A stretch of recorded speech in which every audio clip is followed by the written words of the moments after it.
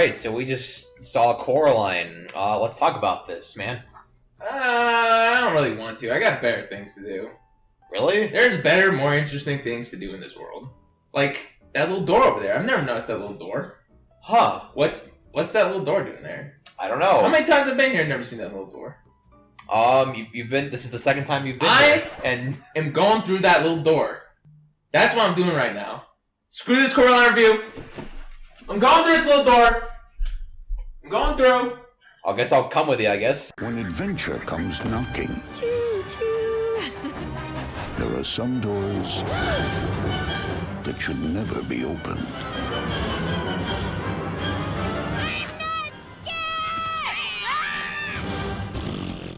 Coraline. All right, we're back, and we just saw Coraline again. You over there, Yes. again. Me. Let's talk about Coraline. Yes. What did you think of Coraline? Coraline. It's great.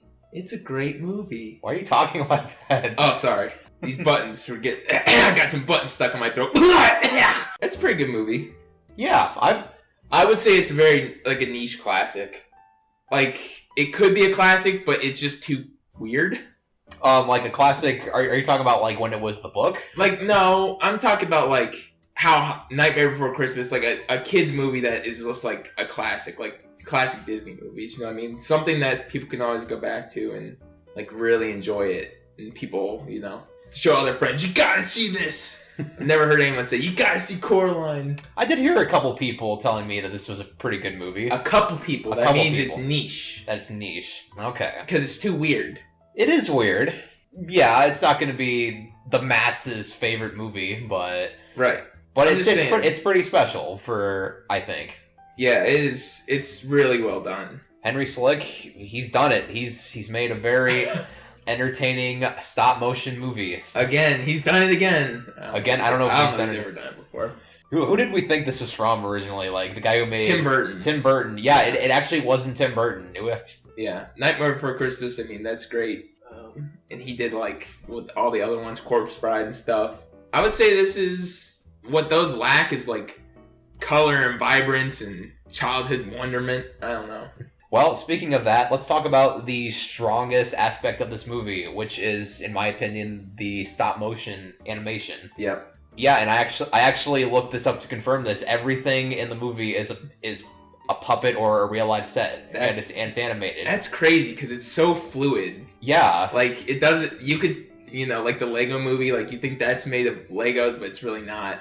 Yeah. I could believe this is the same thing. I found a video on YouTube where there's like 200 people working on all the sets and all the characters for this movie, and it's incredible. It pays off. Yeah. It really pays off. Well, one thing that makes this animation stand out to me is the tone that it sets.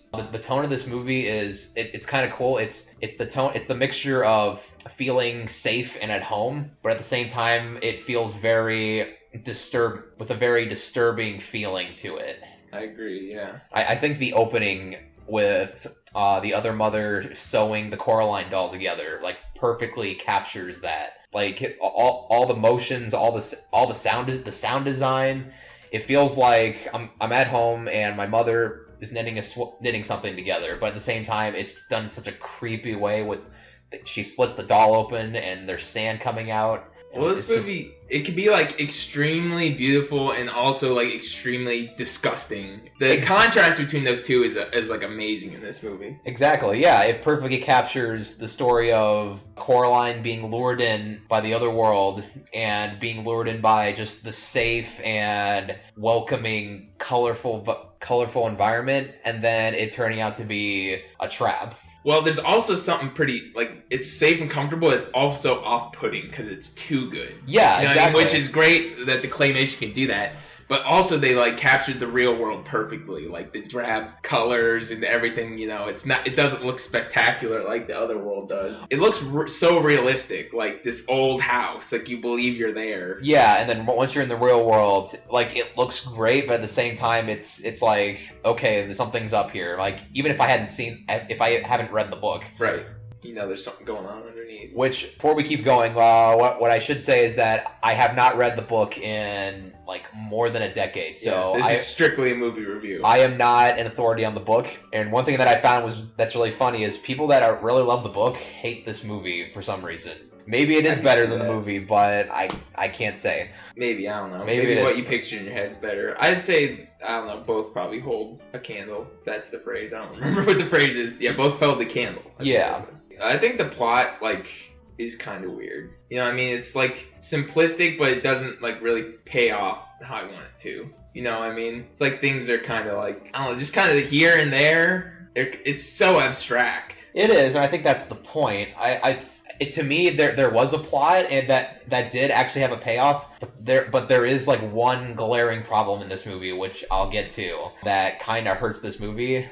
You know what? I'm just gonna talk about him.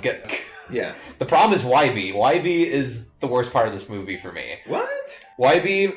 So when I first watched this movie, like, yes, I haven't read the book in more than a decade, but I could have sworn that character was not in the book, and I confirmed it. He's not in the book, and whenever he's in this movie, in my opinion, he feels just so unnecessary. Like, he doesn't add anything to the plot at all. Like, when he gives the doll to Coraline, you could have easily just had Coraline find that doll. When the other YB helps her find the circus mice, either the cat could have shown her that, or Coraline could have just found it. I can't think of a single thing in this movie. If you took YB out of this movie, it would take away from the story. I think he's fine. I think there's like a little payoff with YB. Like, he's a weird guy in the beginning. He's following Coraline, but then like at the end, he ends up saving her, and she ends up liking him. He's weird, but that's her new friend. You know what I mean? She's accepting the place she's living in. But you could still have that theme happening in the movie without him. Well, I think the place she lives seems like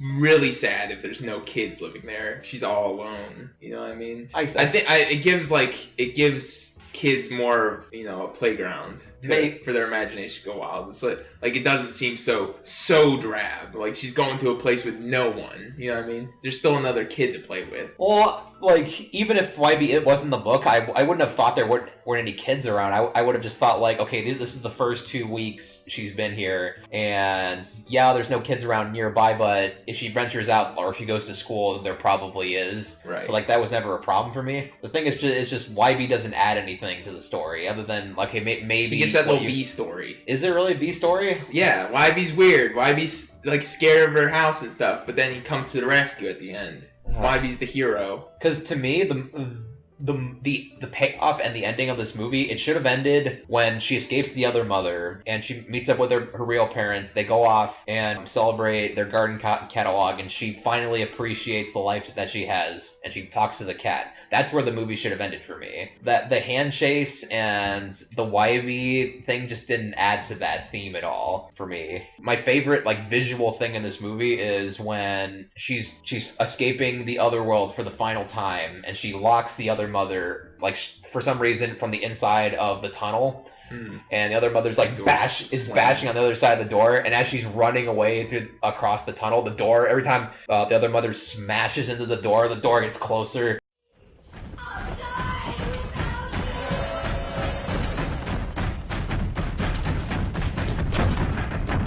And I'm like, okay, that's clever. I love that. Yeah, if that was the final thing that the other mother did, that would have been great. Well, also the hand crawling gives the well more meaning. Like the well at the beginning of the story, she almost falls into the well. There's a little bit of payoff in the ending stuff. I don't think you can completely write it off. Okay. I admit it's not as exciting, but it, like, all horror movies kind of do that, where, you know, you defeated the bad guy, and then, like, same thing in Alien, where the alien's in the ship with her, and then she has that little final battle. That's kind of like a horror movie thing. Yeah, but what happens in Alien kind of feels like the climax of the movie, instead of just, oh, here's a little side thing that's not as good as the actual thing that happened. Like, the battle that she has with the other mother, like, in the other world, is better than that chase scene where YB just throws a rock at the hand, and then they throw it in the well, and then it's done. It was a little more than that. Okay, fine, but... You gotta give a little lull for more scares, you know what I mean? It wasn't as scary, but visually it wasn't as scary. Like, compared to a hand crawling after you isn't scary? The door, compared to the door scene, to me, it's... The door scene should have been the final thing. I don't know, that doesn't really wrap it up, you know, what she does with the key and stuff. They needed to make the key scene more exciting. She can't just throw the key in the well. Why not? It's boring. This added a little bit of tension, a little bit of something. I don't know. It gave Wybie purpose. Or you just throw Wybie out of the story and just throw Wybie in the well.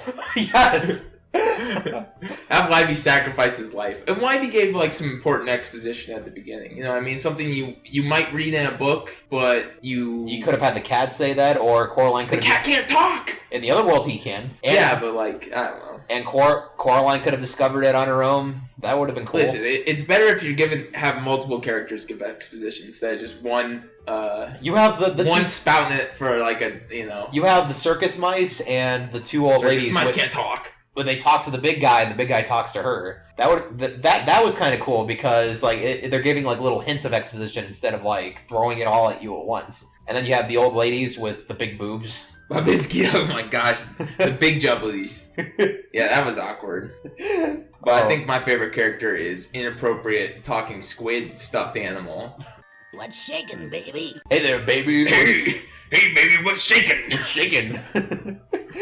And then you have the bad touch flowers. Oh yeah, creeping up, grabbing on. I don't like those. Don't plant those at home. I mean, that garden scene was actually pretty visual. And another visual thing that I liked was when the dad is showing her the garden and it turns out to be her head. Yeah. Yeah. That was great. I'm not sure if that's in the book at all, but whether it is or not, I love it. It's great. And all the little Dr. Seussy things they kind of throw in that, I don't know if they're in the book or not. Like when he's playing the piano and then like the hands play the piano for him, he puts the gloves in the hands, but then they also like hold them down later. All that stuff's pretty cool. I don't understand like the bug furniture. Why the mom has bug furniture all over the place. It's supposed to represent like the ugliness of like the reality of what's going on. It's like I can accept it. Maybe. Oh, that's one of the things that don't make sense. Another thing that doesn't make sense is why the kid eyes aren't really kid eyes. They're just like random baubles. That's why I was debating with myself at first if this was a dream or not. Like, was she pretending that she was doing this, or was this actually happening? But then after the handshake scene, it's kind of like, okay, maybe this.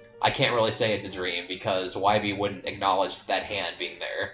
Yeah, but like just a few things that don't like make this movie pay off so good. Like, how would you? What would you want? Because to me, there was a payoff. It was just then there was a follow-up. Well, it was just like kind of weird, like how the story goes. Like, I challenged the mother, but then I like fight 3 of my neighbors. I don't know. It's cool. Oh, it's like I will agree with you that part felt the way it was displayed. It's like one after another. There's no finesse with it. You know what I mean? I think it's just the way that it's done. It's not just that she's being challenged by these 3 things. Like it's done in a way that's like I'm watching a video game kind of like. And every time she gets an eyeball, the kid's like, "You got 2 more to go. You got 2 more, Coraline. 2 more, so you can get to the next level." And then when she's trying to shut the door on the other mother, like the eyeballs. The MacGuffins come out and they try to close the door for her. Like it feels like a video game where you got all the stars and they're all helping you defeat the boss. You've done it. That could have been done better. Breath of the Wild. Breath of the Wild, yeah. But like her being challenged by those 3, like her father and the 2 jiggly things, and the big circus guy. Mrs. Spink and Mrs. Forcebook, and they have names. They're the jiggly things. The jiggly things. Hey, they turn out they aren't jiggly though. Oh yeah. Remember they unzip and then they're like these creepy thin women. Like, just like things got too weird at the end. Well, I think that was the point. Like what she was overcoming wasn't as like meaningful to her. You know what I mean? Like usually when you're fighting something, it's usually like, especially in that sense, like something that embodies one of your shortcomings or something, and you're overcoming it. I disagree. I think that was happening. Her shortcoming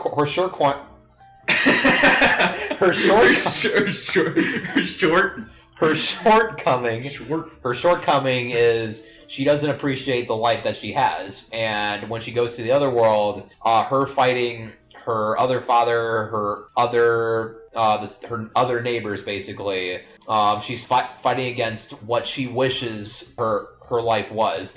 She's fighting the unrealistic expectations she has for her current life, and then when she comes back and she locks the other mother in the other world, and she gets back together with her parents, her real parents, that symbolizes, hey, she appreciates where she is right now, when she's different from where she started. Okay, I can see that. I mean, she just met these people, though. Yeah, but she has to them. accept that she's going to be here for a while, and they're not the most impressive people when you first meet them. They're kind of awkward. You got the jiggly, whatever, the jiggly folk trying to feed you candy, and then they like. What do they do? They do something to the dogs. They stuff them. They stuff them. Yeah, the little terriers. Yeah. She's fitting them for a angel costume, that was creepy. This movie is meant for kids, but it's really kids with thick skin. You need kids with thick skin will like this movie. Well, that's why I think it's not classic, because it's like a little too icky for kids. I don't know. This would be a classic for me if I was a kid, but yeah, I bet it would be, with the jiggly women. Jiggly women. You're like, yeah, Mom, put it on again. Just rewind that part. I better cut this part out.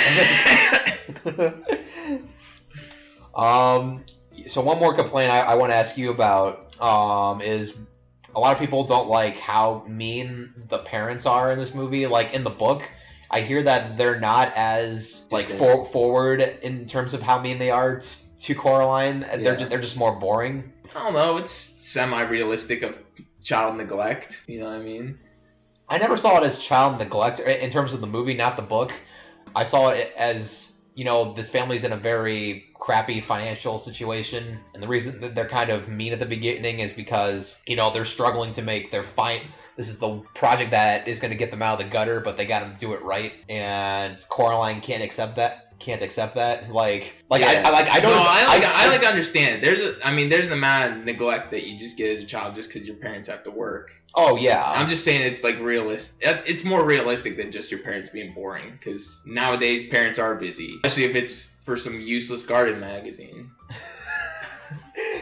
One thing I would critique, or at least I would change about the parents, is the father. I would tone him down just a little bit. Like, I'd keep him almost the same, but like the mother. It reminds me of the dad from Jimmy Neutron. Hey, Jimbo! Oh yeah, his head is shaped he's got like a huge. I guess Jimmy's dad doesn't have a huge neck, but he looks like that. Yeah, kind of a little bit. You know what I'm talking about? Yeah. Head. Hey, Jimbo! But the mother acts kind of like a spoiled teenager, in my opinion. A little bit. She's a little drab, but she's young. Is she? I think she's got like little bags under her eyes, kind of, or maybe that's just because she's tired. Are you assuming? I don't know. She's not a real character. I don't care. Well, we're going out to dinner because of our... And then Coraline's like, because of your garden catalog? And she's like, yeah, what else? Whatever. Also, Coraline, it makes sense because Coraline acts like her, you know what I mean? They're both kind of sassy. That's true. That's where Coraline gets if your mom's not sassy and your dad's not sassy, where are you getting the sassy from? That's true. That's what makes you like Coraline as a character, is kind of like, because you see why she's sassy. Okay, I like that. It makes her more of a full character, seeing where she came from, where her parents are like. Okay. All right, I'll take that. Yeah, all right. I did it. See, we taught us... We're changing opinions here. We're changing opinions here. It's great. We're three-dimensional people that can learn and live. Except we have button eyes. Yes. Button eyes. We are real people. Of course. What else?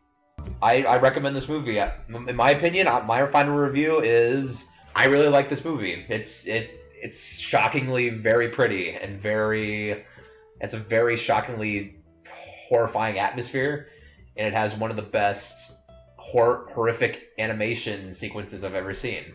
I would say, as far as childhood animation, this one flies under the radar and is definitely one of the best stop motion that you can see. And it's something way different than what you're seeing. You can watch Disney movie after Disney movie and you'll get like that kind of fatigue. This is just something that pops, you know what I mean? Yeah. Even if you don't like the story, or, there's something you can find in this movie. Even if this is different from the book, it's better. It's good in its own right. Yeah, and it's good for kids, and I think great for adults. I can't believe you did this. Mother said you'd like it. Boy, she knows you like the back of her hand.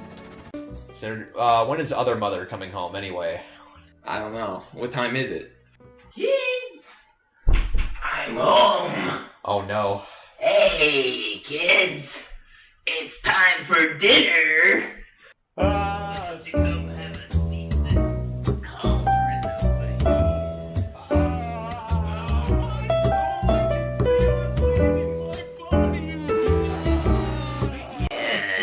Yes, good.